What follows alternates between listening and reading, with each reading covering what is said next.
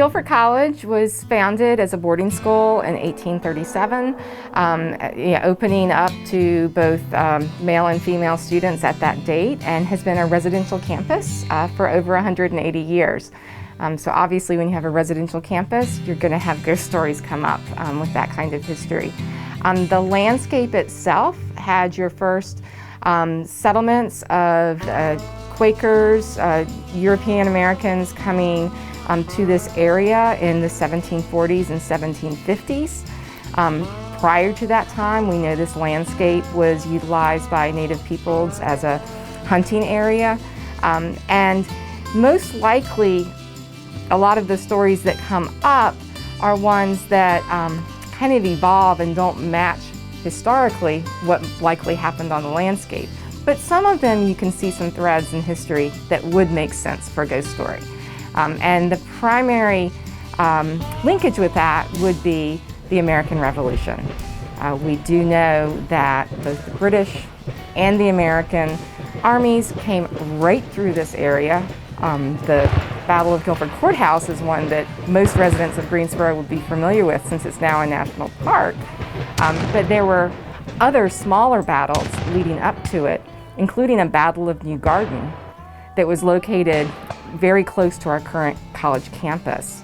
And we know that the Quaker Church, New Garden Friends Meeting, actually did serve as a field hospital during that time. And all of this would have been happening right here on this landscape where our campus is today. So the most frequent ghost stories and site that is kind of documented as haunted and had the most encounters over the decades is Dana Auditorium. And that building only dates back to 1961, so not especially historical. But we do know that the land that building was constructed on has a much longer history that could explain if there were some kind of encounters occurring.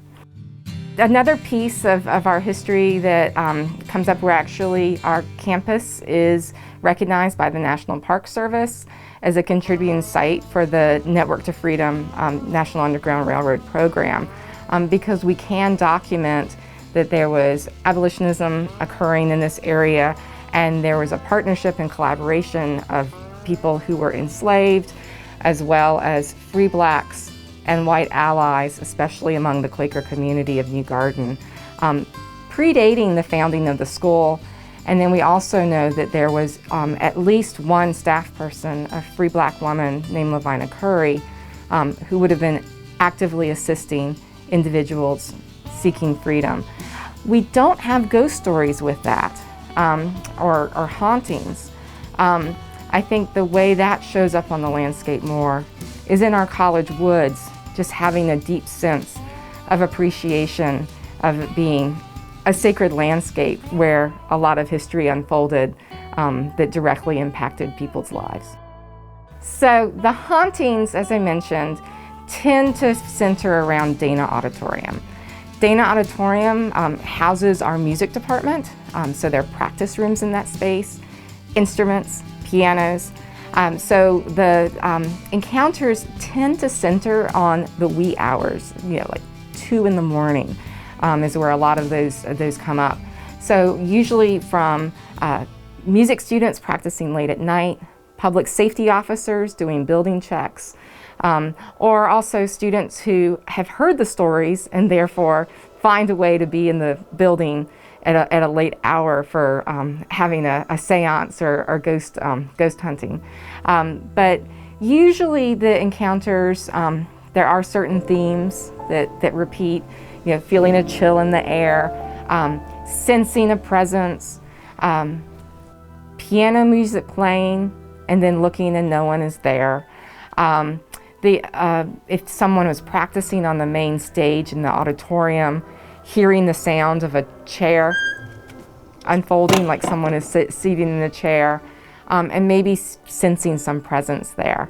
The most kind of fleshed out, though I guess more ephemeral, would be the ghost that I've heard repeatedly given a name and the story is told of Lucas. And oftentimes Lucas is described as a Civil War soldier, which perhaps, but it would make more sense if he was from the Revolutionary War, just dealing with which battles and things would have taken place here. The encounters, I've never heard of anything being especially violent or dangerous, more just a sense of unease. There's stories of music students just saying, let me just finish this piece, and once I finish running through my practice, I will leave, and then being left undisturbed. The other encounters may be feeling lights turning on or lights not turning off, or things like that, some of which could be maybe dismissed as building mechanicals, but others, folks wonder, since they've heard the stories, if there's something else going on there. So I've heard stories once in a while of other buildings, just someone's in there alone, feeling kind of presence. The main stories that tend to get associated, with older buildings are our oldest dorm that is still functioning as a dorm is Hobbs Hall, that dates back to the early 1900s. It's a women's dormitory. So I have heard people sometimes mention, and more often than not actually coming to ask, are there ghosts there? I'm thinking there must be. But the only stories I've heard have actually been ones that cannot be substantiated in the historical record, because there have not been any deaths in that building, and it'd be the types of stories that were more late night stories that folks are telling among themselves. But I think any place that has such a deep, lasting historical story and physical presence of people on this landscape, you're going to naturally have moments where people feel like they're part of something larger, and there's someone there that might remind them of decades past.